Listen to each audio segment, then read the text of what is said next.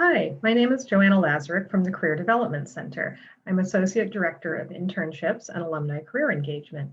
And today I am presenting the Create Your Career series, LinkedIn 1. So what are we going to talk about today? Well, we will talk about creating and optimizing your profile and accessing and using LinkedIn Learning. So what is LinkedIn?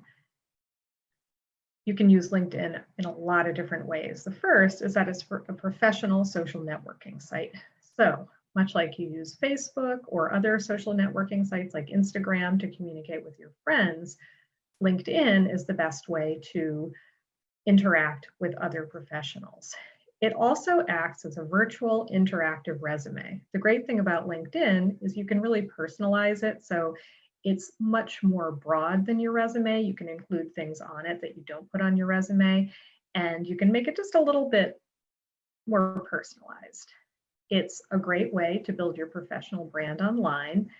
It's an excellent platform to stay in touch with colleagues and classmates and to meet new connections. And you can discover job and internship opportunities, events, and continuing education on LinkedIn as well. It's also a great place just to know what's going on in your industry or at different companies that interest you. You can read the latest news, inspirations, and insights from those sources. So what is the first thing you're going to do? The first thing that you want to do is create a profile.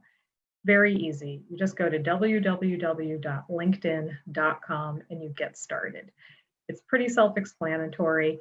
Make sure that, of course, you use an email address that you're going to check regularly, because when you do set up a profile, if anyone messages you or there are any notifications, they will go to your email address.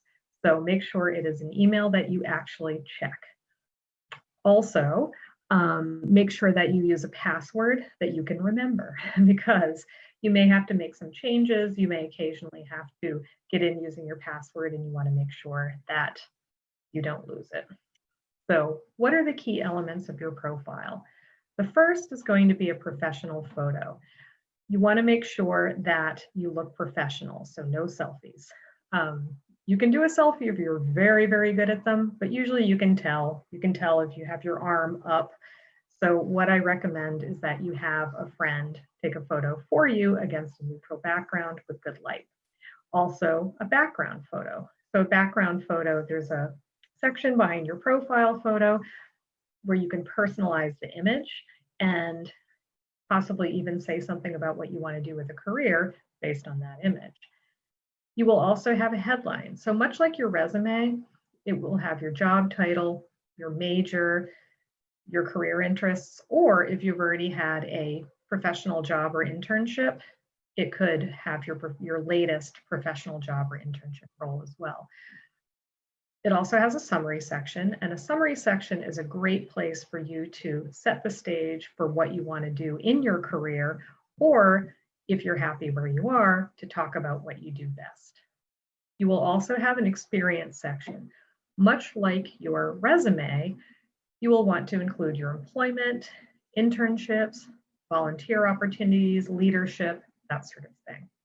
Also, again, much like a resume, you'll have an education section. And finally, skills.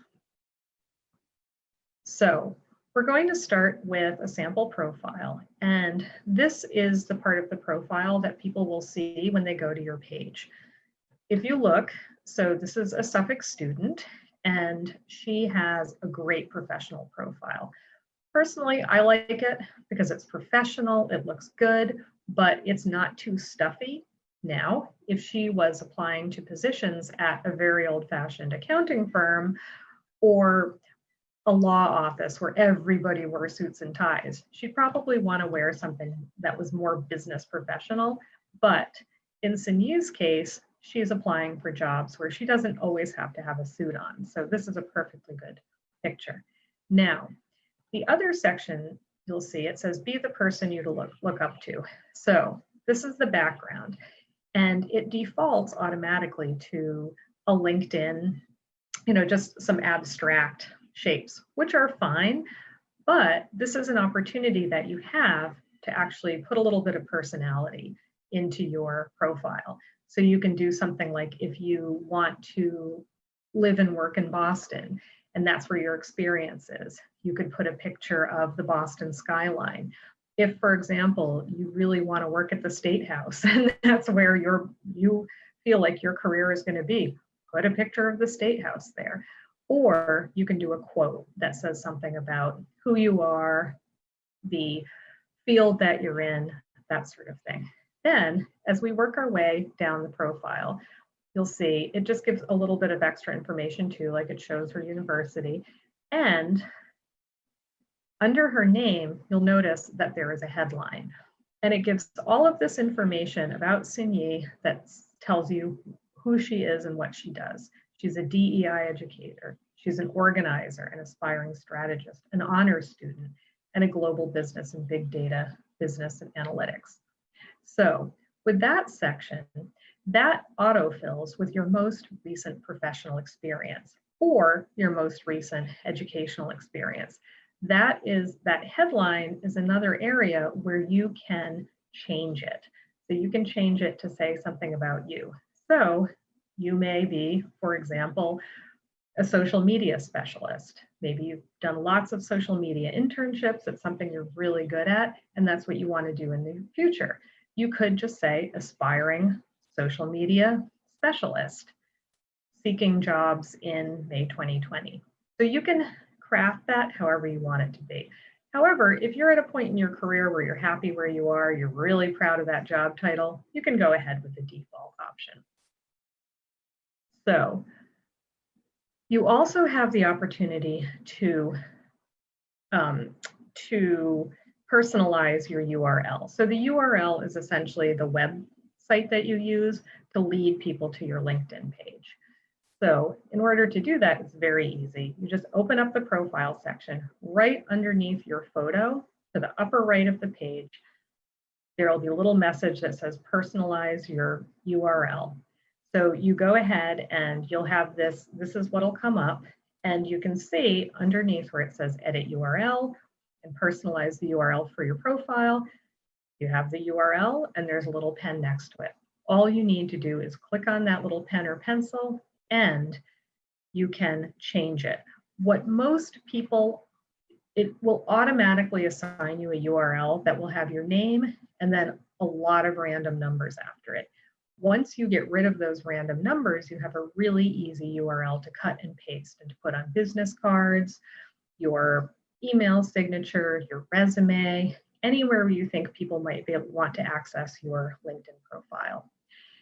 A lot of people have very common names. I know that believe it or not, there are 3 Joanna Lazariks on LinkedIn. I was lucky enough to be the first person to personalize it with just my first name and last name. But say there were 50. What I might do is I might have my first name, my last name, and if I was soon to be graduating from college, I would put the year that I was getting my degree. So that's something you can do. There may be another number for you that's easy to remember and it has some sort of meaning. So if that's the case, just put a short number after it. So the next section we're going to talk about is a summary section. So a summary section can go, in addition to LinkedIn, you can also have a summary section on your resume, and some of you do. If it's on your resume, it's going to look a little bit different than on your LinkedIn. On your LinkedIn profile, you can use personal pronouns. You can make it long. You can put more information about who you are that adds a little bit to your professional experience. Maybe you talk a little bit about your interests. But for the most part, you want to remember that this is going to be a professional profile. So for the most part, keep it professional. When somebody first goes to your profile, all they're going to be able to see are the first 3 lines. So you really want the meat of that summary to be in those first 3 lines. Then if they're interested and they want to keep reading, they can click on see more. And then the rest of your summary will pop up.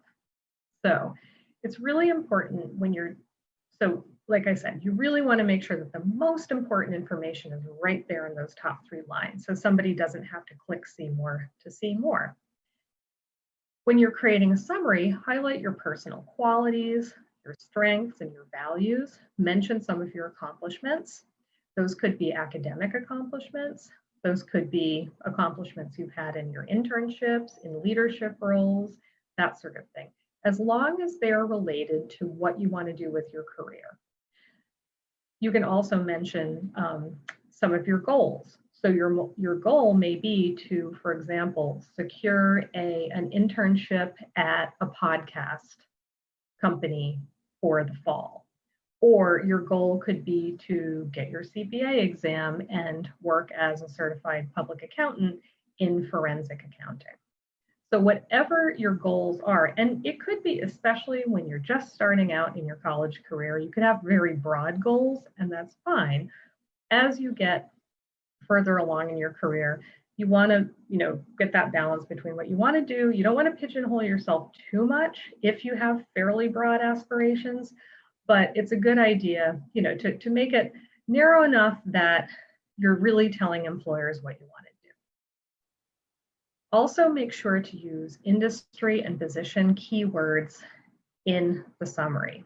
So if, for example, you are looking at job descriptions and they're asking for, you say that you have experience in sales, but they're looking for business development. And their term that they use for sales is business development. And you're seeing business development everywhere. Make sure that you put business development in that summary. Just like a resume, you want to make sure that there are keywords in there that the employer can see that are relevant to the job you're applying to. So one of the best ways to figure out what kinds of industry and position keywords you need is to look at job descriptions. Also, include multimedia examples. So in each section of your, with each job, you have the opportunity to add things like posts to articles. You can upload your resume. You could link to your own personal website. You can link to, if there's a YouTube series that you've done, anything like that that is pertinent to your job really adds to it. For each of the positions I've had in my first or last 3 jobs, I've always posted articles that describe one of the projects that I'm working on. So when somebody is looking at that, at my personal profile, they'll say, oh, look, Joanna worked on the RAM Alumni Mentoring Program, and here are 3 articles about it. So we have a really good idea now of the value of that program. So if you have that information, absolutely put it on. The best thing to do is, using these guidelines, is to really brainstorm first and then form sentences. You want to make sure that it makes sense. And there are a lot of different templates that you can use. It can really help too to look at people's LinkedIn profiles and see what their summaries look like. And you'll find one that will fit you. Some of them are a little, so you can use the third person language. And that's definitely the case if you're putting a summary on your resume. On LinkedIn, you actually also have the option to use first person. So I am this, I am that, instead of a summary on a resume where you take out the pronoun and you just say successful at this, skilled in this, you don't even have a pronoun on there. So we have a couple of examples. And this is a recent Suffolk grad who named Adriano, and you can see he tells a little bit of a story. He's a graduating senior, studying government, concentrating in American politics. So he talks a little bit about his educational background. Then he describes some of his attributes. He's highly motivated, enthusiastic, and politically engaged. So when he starts getting into the politically engaged part, that goes back to what he's studying. And it shows that that's not just what he's studying, that's who he is. So we can guess from what he's saying that he's probably looking for a position in politics. Then he describes some of his skills. He works well with colleagues, clients, and constituents. So constituents are people who are, for example, if your senator's office, you would be a constituent of that senator. So you're one of the people who put that senator in office, And Adriano's skill is listening to your concerns. So he engages in active listening, probing questions, collating information, and assessing team strengths to create a balance between leading and collaborating on any project. So he gets a lot in there. There's teamwork, there's collaboration, there's assessment, analysis. He really addresses a lot of what are called soft skills or success skills. Then he goes on to say how he prides himself in working in public service and qualitative and quantitative legislative and policy research, attention to detail, and eagerness to develop and implement structurally effective policy initiatives. So he really just puts everything out there that he's good at, but it's also focused enough that you can get a good sense of the type of position he's looking for. And if we look up at the top, we can see that his headline shows his current position, which is legislative intern in the US House of Representatives. Now here is a very short and sweet example. This isn't even 3 lines long, which is fine because Andy manages to pack a lot into this summary. He's currently a senior pursuing a Bachelor's of Science in Business Administration with a major in accounting at Suffolk University. He plans to earn his Master's of Science in Accounting to be 150 semester hours compliant for CPA licensure. So basically what he's saying is, I'm an undergrad now, I'm getting my MSA, and I'm going to be ready for that CPA licensure. So he's just putting it out there. This is what I want to do. I want to be an accountant, and I will be ready as soon as I finish up my master's degree. So the experience section, as I mentioned, this is what most closely relates to your resume. So this is where you're going to put, as I said, you're going to use your resume as a guide. You want to describe each role you've had. So those roles could be leadership experiences. So say, for example, you were the treasurer of the accounting club, or you were the events coordinator for the ramifications, or something like that. You want to make sure that even with leadership experience, that you have your role and then you describe what you do. Same thing with internships. So if, for example, you were a social media intern at HubSpot, that would be your role, and then you would want to describe what you did as a social media intern. Same thing with your paying jobs. If you were a server at Red Lobster, for example, you would again describe your role. You want to make sure you're using keywords. So we're getting back to that term keywords. And keywords are those words that describe skills, both soft and hard, that you will use. So a hard skill is an example of, or for example, could be software, like for example, SQL or Excel, advanced functions of Excel. It could be SPSS for research, statistical analysis tools. It could be something like a language. Say you're fluent in a second or third or even fourth language. Those are what's called hard skills. We also have what are called soft skills, also known as success skills, and those are very valuable to employers. So if you have analytical skills, teamwork and collaboration, if you have a great work ethic, if you are able to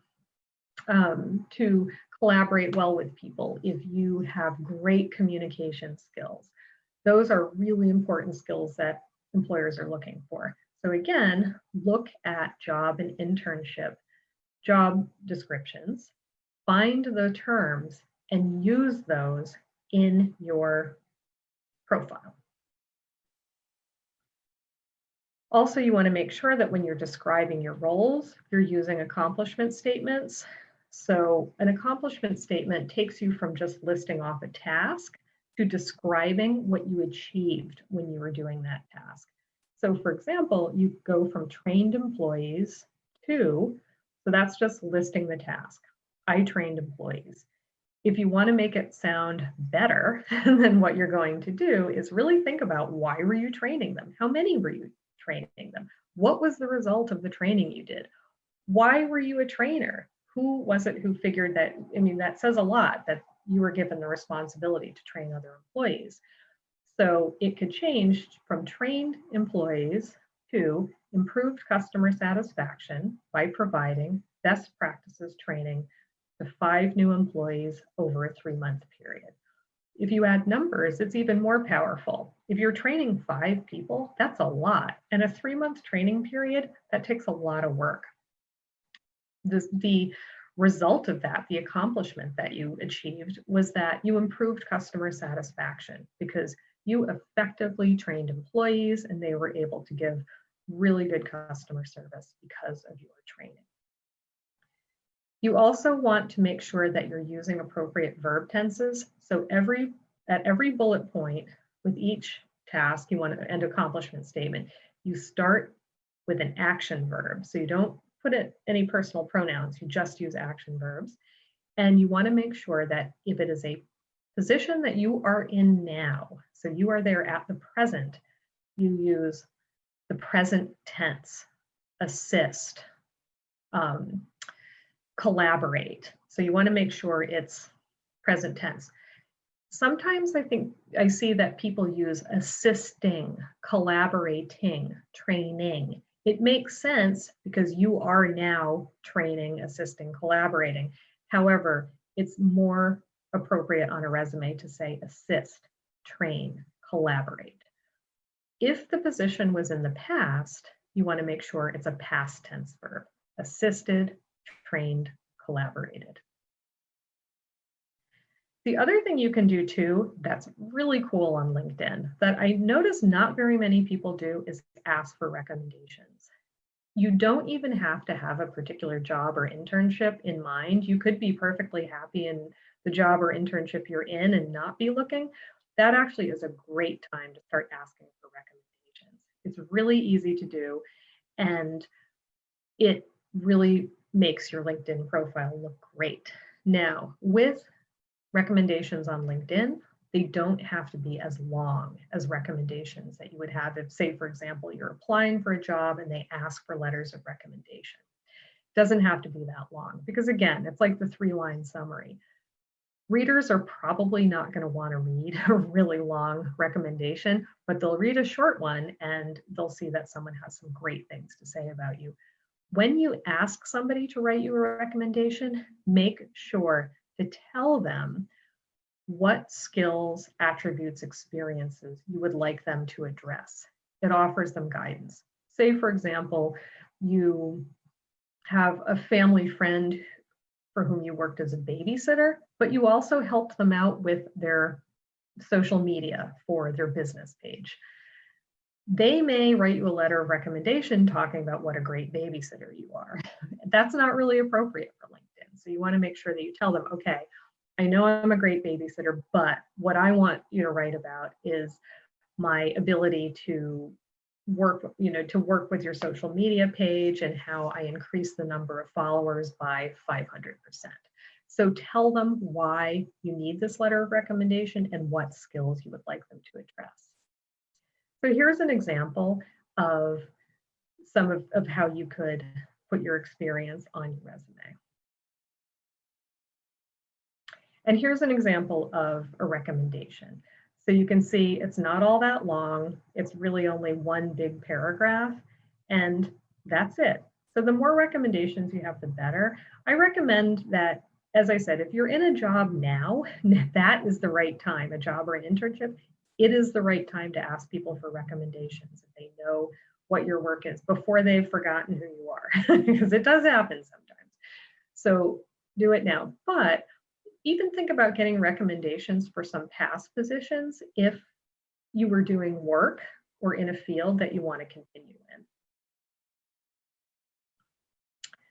Also, you want to include, of course, the education section and make sure to add activities, societies, groups. You also have the opportunity to upload some of your assignments and presentations. So if, for example, you're working on a marketing project that you're really proud of, upload it, because then an employer can look at it and they can see the work that you're capable of. And you want to add links to examples when appropriate. So say, for example, you were working on a media project where you fixed someone's web page. You made their web page more user-friendly. Link to that web page. As long as that information is publicly available, you can put it on your LinkedIn. Also, under the accomplishment section, you can add sections for courses, projects, honors, awards. So really put as much on there as you can. You can also, you also want to start collecting endorsements, and you start by adding skills. So when you put skills, so there's a skills section.